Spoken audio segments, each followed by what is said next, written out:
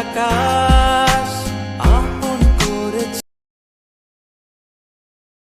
কালে কে জানে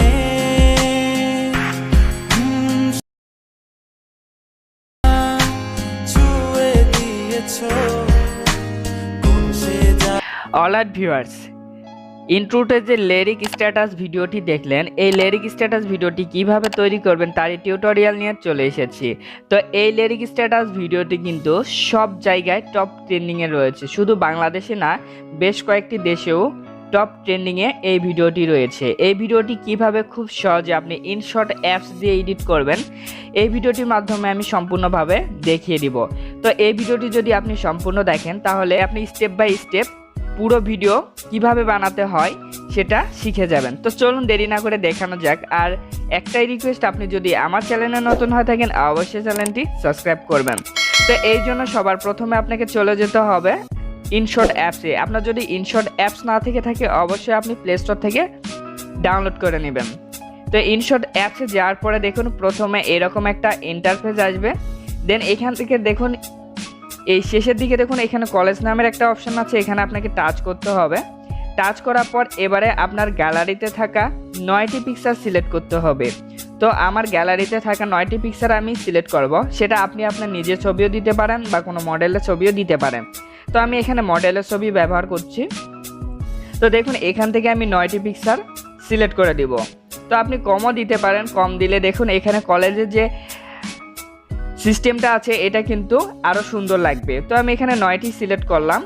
তো 9টি সিলেক্ট করার পর এখান থেকে দেখুন টিকমার্ক করব।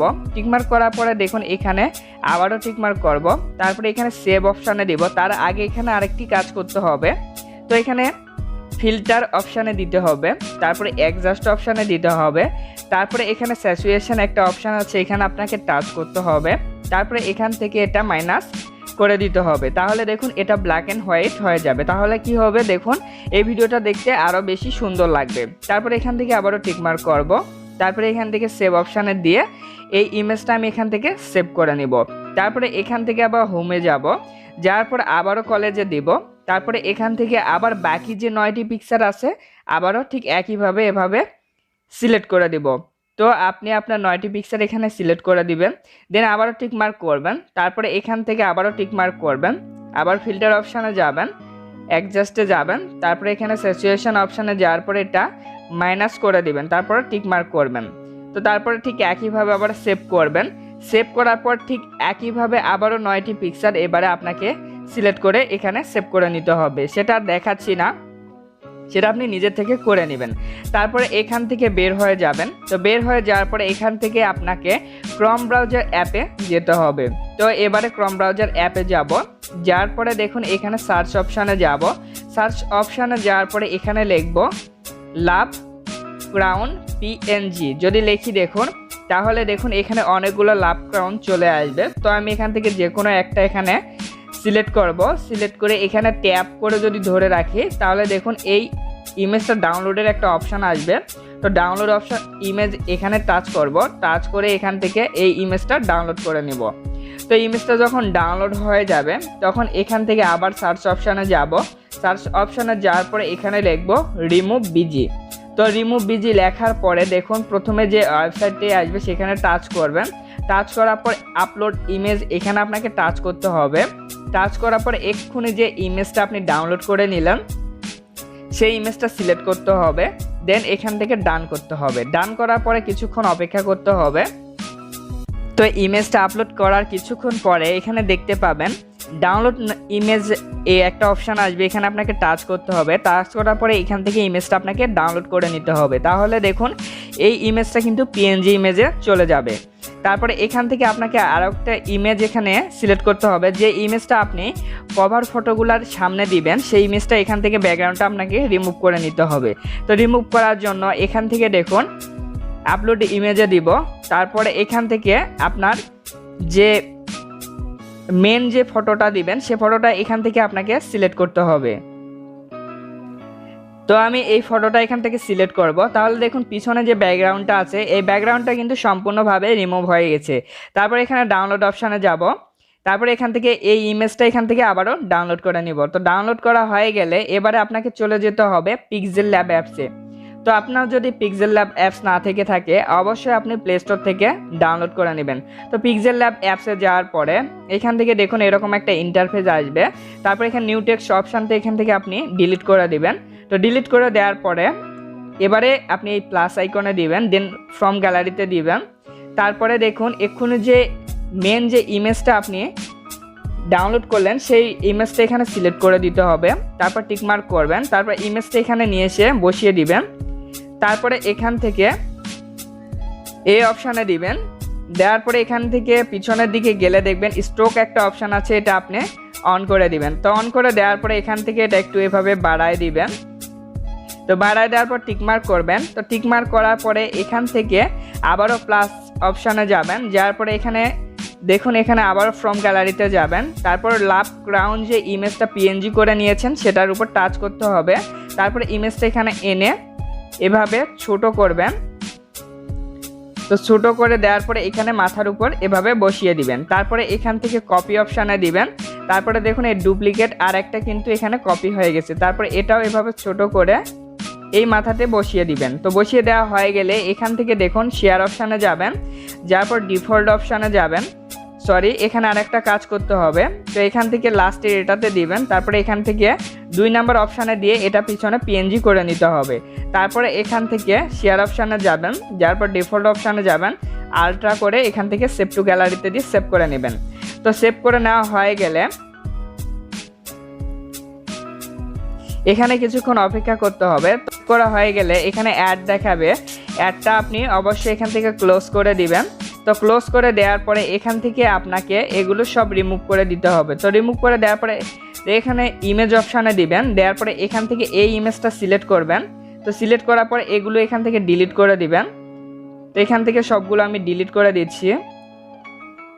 তো এখান থেকে ডিলিট করার পরে এখানে ক্রপ অপশানে যাবেন। যাওয়ার পরে এটা এরকম সাইজ করে এখান থেকে টিকমার্ক করবেন। তো টিকমার্ক করার পরে এখান থেকে প্লাস অপশানে যাবেন। যাওয়ার পর ফ্রম গ্যালারিতে যাবেন। তারপরে এখান থেকে আপনি যেই 3টি পিকচার কলেজ ফটো করে নিয়েছেন সেগুলো আপনাকে এখান থেকে সিলেক্ট করে দিতে হবে। প্রথমটাতে টাচ করলাম, টাচ করার পরে এখান থেকে টিকমার্ক করব। টিকমার্ক করার পর এখান থেকে এটা এভাবে ছোট করবেন। এভাবে ছোট করে এই জায়গাতে বসিয়ে দিবেন। তো এই জায়গাতে বসিয়ে দেওয়ার পরে আবারও প্লাস অপশানে দিবেন, ফ্রম গ্যালারিতে দিবেন। তারপর এখান থেকে 2 নাম্বার যে কলেজ ফটোটি আছে এটা সিলেক্ট করবেন। তারপর টিকমার্ক করবেন। তারপর এখান থেকে এটা আবারও এভাবে ছোট করবেন।